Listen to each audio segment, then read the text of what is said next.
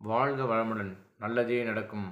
வணக்கம் என்ற இனிய சொல்லால் உங்களை இதயம் திறந்து வரவேற்கிறேன். இன்றைக்கி பார்க்கக்கூடிய தலைப்பு ரிஸ்க் பிடிச்ச தலைப்பு. புரிஞ்சுங்களா? அவ்வளோ மேக்ஸிமம் இந்த பக்கம் யாரும் தலை வச்சு படுத்துடாதீங்க விஷயம் தெரியாதவங்க. ஏன்னா லட்சக்கணக்கில் பணம் லட்சத்தில் பணம் இந்த 1 லட்ச ரூபா 2 லட்ச ரூபா இழந்துருக்கேன். அதை அடிப்படையாக உங்ககிட்ட சொல்கிறேன். இந்த பக்கம் யாரும் தெரியாமல் உள்ளே வந்துடாதீங்க. புரியுங்களா? பணம் ரெட்டிப்பாக தரும், பல மடங்கு சம்பாதிச்சு கொடுக்கும். ரிஸ்க் பிடிச்ச வேலை ஸ்டாக் மார்க்கெட், பங்கு சந்தை. புரியுதுங்களா? இந்த பங்கு சந்தை அனுபவம் இல்லாதவங்க இந்த பக்கம் வந்துடாதீங்க.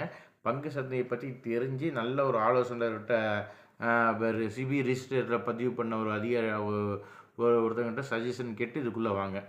அது என்னோடய தனிப்பட்ட கருத்து. தனிப்பட்ட முறையில் யாரும் இதில் வந்துடாதீங்க. புரியுதுங்களா? என்னோடய தனிப்பட்ட அனுபவத்தில் உங்கள்கிட்ட சொல்லிடுறேன். சரி, ஸ்டாக் மார்க்கெட்டில் பார்த்தீங்கன்னா large cap, mid cap, small கேப்புன்ட்டு இருக்கும். இதில் நான் என்ன பண்ணேன்னா லார்ஜ் கேப்பில் கொஞ்சம் போட்டுருவேன். ஏன்னா லார்ஜ் கேப் வந்து ரொம்ப சேஃபாக போகும். நிஃப்டி 50 லார்ஜ் கேப்பில் கொஞ்சம் போடுவேன். அதுக்கப்புறம் மிட் கேப்பில் போட்டுவேன். அது கொஞ்சம் சேஃபாக இருக்கும். ஸ்மால் கேப்பில் லாபம் அதிகமாக தரும், அதே மாதிரி நட்டமும் தரும். இந்த மாதிரி விஷயத்தில் போடுவேன். இதில் வந்து இந்த பழைய பணம் இழந்தோம் பார்த்திங்கன்னா, அந்த ஒரு அனுபவ அடிப்படையில் என்ன பண்ணுவோன்னா, சில ஸ்டாக் இருக்குது. இப்போ பேங்க்கில் எப்படி நம்மளுக்கு வந்து வட்டி தரோம், அது மாதிரி சில ஸ்டாக்கில் வந்து டிவிடெண்ட் தருவோம். இந்த டிவிடெண்ட் தர ஸ்டாக்கை வந்து என்ன பண்ணுவேன், தேர்ந்தெடுப்பேன். இந்த டிவிடெண்ட் தரனா ஸ்டாக் மார்க்கெட் ஏறினாலும் சரி இறங்கினாலும் சரி, அந்த கம்பெனியோட லாபத்தில் என்ன பண்ணுவாங்கன்னா நம்மளுக்கு வந்து டிவிடெண்ட் கொடுப்பான். புரியுதுங்களா? டிவிடெண்ட் வந்து அந்த ஸ்டாக்கோட மதிப்பை பொறுத்து.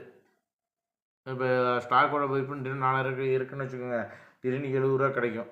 நீங்கள்னா ஸ்டாக்கு ஏறினாலும் லாபம்னு நினச்சிட்டு இருப்பேன், இறங்கினாலும் டிவிடெண்ட் வந்துடும், அது ஒன்றும் பிரச்சனை இல்லை அப்படின்னு நினச்சிட்டு சில ஸ்டாக்ல இருந்துருப்பாங்க. ரிஸ்க் பிடிச்ச வேலை. அவ்வளோ சீக்கிரம் இது பக்கம் யாரும் வந்துடாதீங்க. என்னோடய சேவிங்ஸ் உங்ககிட்ட பகிர்ந்துருக்குன்னு சொன்ன பார்த்தீங்களா, அந்த அடிப்படையில் இதை உங்ககிட்ட பகிர்ந்துக்கிறேன். புரியுதுங்களா? சில ஸ்டாக்ஸ் யாருனாலும் சரி விற்க மாட்டேன். அதை வந்து நீண்ட காலத்துக்காக அந்த ஸ்டாக் என்ன பண்ணிடுவோன்னா, இப்போ 2-3 ஸ்டாக் இருக்குதுன்னு வச்சுக்கோங்களேன், அதை வந்து வர இன்ட்ரெஸ்ட்லாம் நீங்கள் நினைக்கிற மாதிரி பெரிய லெவல்லாம் வராது. ஒரு ஸ்டாக்குக்கு 3 ரூபா தருவான், 5 ரூபா தருவான்.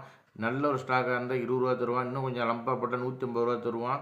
அந்த ஸ்டாக்கோட அமௌண்ட்டை பொறுத்து. அதை வந்து நீங்கள் ஸ்டாக் மார்க்கெட்டில் தெரிஞ்ச யார்கிட்ட போய் சும்மா நாலேஜுக்கு வேணும் கேட்டு பாருங்கள். அந்த பக்கம் அனுபவம் இல்லாமல் போயிடாதீங்க. புரியுதுங்களா?